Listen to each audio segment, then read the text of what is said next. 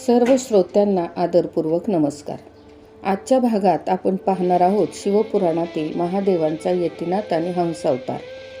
अबुर्दाचलाजवळ एक आहुक नावाचा भिल्ल राहत होता. आहुका ही त्याची पत्नी. ती उत्तम धर्माचे पालन करणारी पतिव्रता स्त्री होती. ते दाम्पत्य महान शिवभक्त होते. एक दिवशी आहुक आपल्या पत्नीसमवेत फळे कंदमुळे आणण्यासाठी वनात गेला होता. सायंकाळी तो घरी परतला. तेवढ्यात भगवान शंकर यांनी त्याची परीक्षा घेण्यासाठी संन्यासाचे रूप धारण केले व आहुकाच्या दारी ते आले. आहुकाने त्यांचा यथोचित स्वागत सत्कार केला, उत्तम आदरातिथ्य केले. थोड्या वेळाने तो यती आहुकास म्हणाला की थोड्याच वेळात आता रात्र होईल आणि मग मला मार्गही दिसणार नाही, म्हणून आजची रात्र ही जागा मला राहावयास दिली तर फार बरे होईल. सकाळ झाली की मी या ठिकाणावरून निघून जाईल. मला मदत केल्याने तुझे निश्चितच कल्याण होईल. त्यानंतर भिल्ल म्हणाला, स्वामीजी, तुम्ही म्हणता ते बरोबर आहे, पण माझे घर अगदीच लहान आहे. जेमतेम 2 व्यक्तीच या घरात मावू शकतात. तेवढ्यात संन्यासी जायला निघाला. भिल्ली नाहुका म्हणाली की प्राणनाथ, या संन्याशाला आजची रात्र येथेच काढायची आहे. त्याला विनमुख पाठवू नका. तुम्ही यतीबरोबर सुखाने घरात रात्री झोपा. मी धनुष्यबाण घेऊन बाहेर थांबेन. तिचे बोलणे ऐकून भिल्ल स्वतःशीच विचार करू लागला की पत्नीला बाहेर ठेवून मी घरात राहणे हे बरोबर नाही. हा संन्यासी जर बाहेर गेला तर धर्मलोप होईल. मग आता काय करावे? मग त्याने संन्याशाला आपल्या पत्नीला घरात राहण्याची परवानगी दिली. त्यानंतर रात्रीचे भोजन झाल्यावर भिल्लाने व त्याच्या पत्नीने यतीची सेवा केली. त्याला अंथरूण पांघरून घालून दिले. तो निद्राधीन झाल्यावर भिल्लीन एका बाजूला त्या ठिकाणी झोपी गेली. भिल्लाने झोपडीचे दार ओढून घेतले आणि तो बाहेर पहारा देऊ लागला.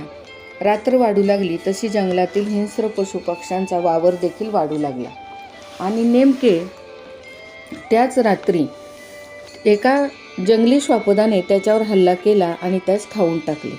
सकाळ झाली. संन्याशाने झोपडीचे दार उघडले. बाहेर आला. पाहतो तर मृत अवस्थेमध्ये भिल्ल त्यास दिसला. त्याला फार दुःख झाले. आपल्याला जागा दिल्याने या सज्जन भिल्लाला प्राण गमवावे लागले. आपणच त्याच्या मृत्यूला जबाबदार आहोत असे वाटून तो शोक करू लागला. त्याला पाहून व्यथित झालेली भिल्लीन खूप दुःखी झाली आणि ती त्या संन्यासास म्हणाली की तुम्ही दुःख करू नका.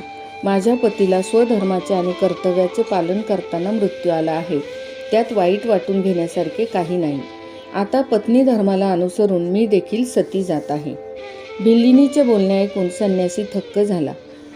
त्या ठिकाणी त्या भिल्लिनीने एक चिता रचली आणि आपल्या पतीचे आणि भगवान शंकराचे स्मरण करून ती सती जाण्यासाठी तयार झाली.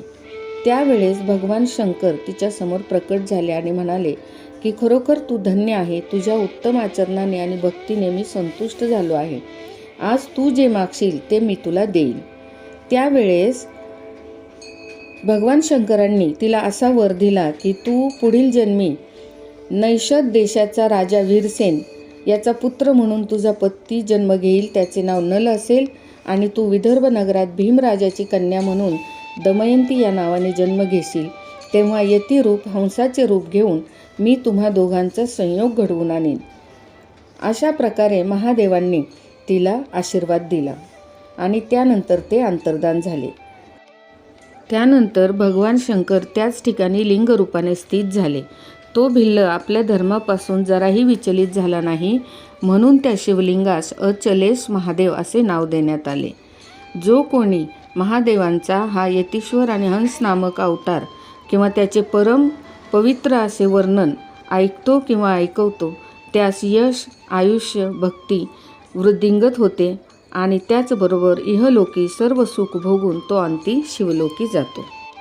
भगवान शंकरांच्या शिवपुराणातील विविध अवतारांच्या कथा या भक्तांच्या परीक्षा घेण्यासाठी, त्याचबरोबर त्यांना वर प्रदान करण्यासाठी असून अत्यंत मनोहारी व मुक्तिदायक अशा आहेत.